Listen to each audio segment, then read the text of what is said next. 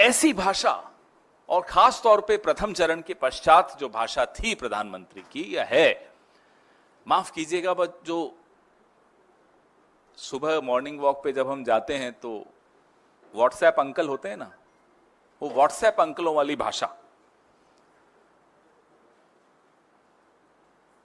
प्रधानमंत्री की भाषा फूहड़ कतई नहीं होनी चाहिए। वो एक समाज को दूसरे से भड़काने वाली, लड़ाई करवाने वाला काम राजा का नहीं होता। और इस विशाल देश में जहां इतनी अनेकताएं हैं, वहां का राजा अगर एक को दूसरे से लड़ाने की राजनीति करेगा, उस जुबान में बात करेगा, तो इस देश को फिर से संभालना, फिर से वापस पटरी पर लाना, सामाजिक ताने बाने को वापस से जोड़ना आसान नहीं होगा। चुनाव आते रहते हैं, जाते रहते हैं, 2 बार ये जीते, अब हम जीतेंगे, वो कोई बात नहीं। देश हार जाए, देश का संविधान हार जाए, देश की सांप्रदायिक सौहार्दता, आपस की सामाजिक ताना बाना हार जाए, वो मुझे नहीं लगता किसी को भी बर्दाश्त होगा। मनगढ़ंत कहानियां सुना सुनाकर, झूठ का सहारा लेकर, हमें कोई फर्क नहीं पड़ता, माफ कीजिएगा, कि प्रधानमंत्री की डिग्री असली है, नकली है, पढ़े हैं, नहीं पढ़े हैं, उससे क्या फर्क पड़ता। लेकिन कम से कम हमारा न्याय पत्र पढ़ लेते तो पूरे विश्व में आपकी हंसी नहीं उड़ती। हमें तो बुरा लगता है भारत का प्रधानमंत्री की कोई खिल्ली उड़ाए, भले हमारे विरोध में है, हम उनके विरोध में हैं, हम उनके विरोध की राजनीति करते हैं, लेकिन अफसोस होता है जब पूरा विश्व में प्रधानमंत्री की हंसी उड़ती है। वो खुद हंसी उड़वा रहे हैं अपनी। हमारे खड़गे साहब ने उनको पत्र लिखा, साहब हम आपको समझा देते हैं, दिखा देते हैं मैनिफेस्टो, ये है, बता दीजिए कहां हिंदू मुसलमान का जिक्र है, कहां ये सब बातें लिखी हुई हैं कि छीन के उसको दे देंगे। आपको क्या डर है अडानी जी की हम संपत्ति छीन लेंगे और बांट देंगे, यही डर होगा प्रधानमंत्री को, तो और क्या डर होगा।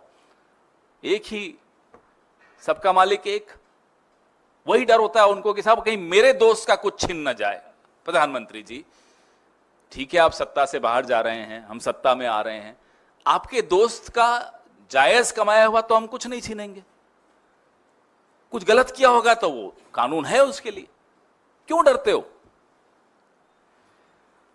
जो भी हो, 102 सीटों पर जो मतदान हुआ पहले चरण में, उसके बाद की बौखलाहट और उसके बाद का झूठ आपने देखा। आज दूसरा चरण खत्म होगा।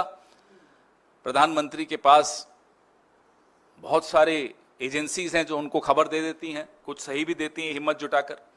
वो बताएंगी कि दूसरा चरण में भी साहब मामला गड़बड़ हो रहा है।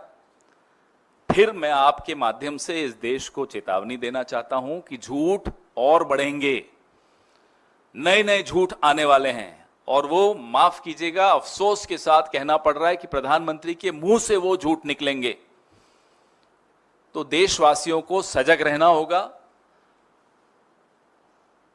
जैसे हम व्हाट्सएप पढ़ते हैं तो आजकल विश्वास देश वाले नहीं करते, हमारे देश में अब लोगों ने व्हाट्सएप पे विश्वास करना बंद कर दिया, ठीक वैसे ही प्रधानमंत्री पर भी लोगों ने विश्वास करना बंद कर दिया है। जो उनके मुंह से शब्द निकलता है, लोग पहले चेक करते हैं अड़ोस पड़ोस में, भाई साहब ये जो इन्होंने कहा ठीक था।